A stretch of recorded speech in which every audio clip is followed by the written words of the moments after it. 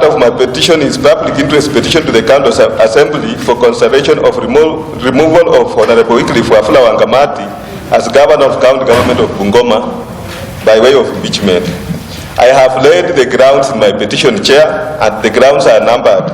Number 1, Honorable Wafula Wangamati, as the Governor of Bungoma County Government, has grossly violated Article 232 of our Constitution and Section 107C of the Public Finance Management Act 2012, as read together with Regulation 25B of the Public Finance Management Act, County Government Regulations 2015, which requires that the wages and allowances of public officers shall not exceed 35% of the total revenue. He has presided over increase of the wage bill to 52% of the total county revenue through the following. Chair, may I request my document so that I use it to present my evidence? Procedurally and illegally employing staff in his office without following due processes. Chair, I have annexed evidence in my document and named it A1. 1A, illegally and procedurally employed staff in his office without following due process. I have annexed a list of employees in his office where there was no advertisement of those positions, there was no interviews done, there were no academic qualifications looked at, and last but not least, that even the statutory requirements of a person who is applying to be employed in a government position, say like a certificate of good conduct. Of what he said was that I'm duly informed by the provisions of Article 35 of the Constitution that we have the right to access information. That should not be taken lightly. 2, Section 87 of the County Governments Act gives again a rider on the same, and Section 96. So we are not saying any shortcut on that. Once we request for information, that information must be given to us. And Mr. Wasilwa came in and said he is right.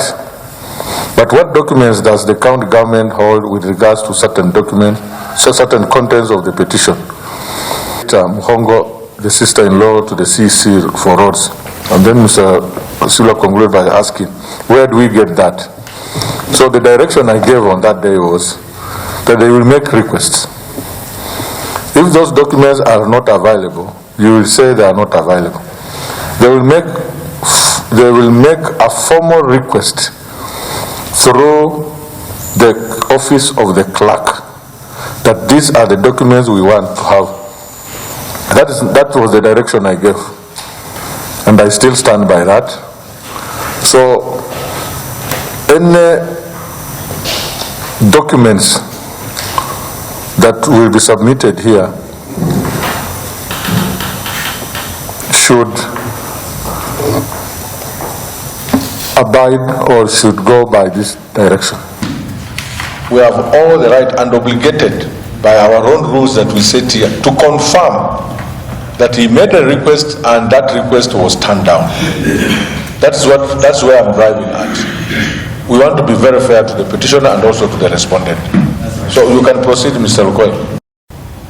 If in the course of the prosecution of the petition and in the wisdom of this committee, there is an evidential gap and that the committee considers that issue relevant in determining the issues raised in the petition, the standing orders as well as the Evidence Act confers power and authority on the committee to summon a witness as well as summon the production of a document. I stand corrected.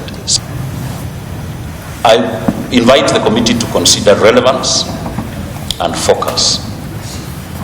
If in the mind of the committee there is an issue that is relevant in determining whether there has been gross violation of the Constitution, then at that point, on a need basis, it will tap into its statutory powers to requisition that document.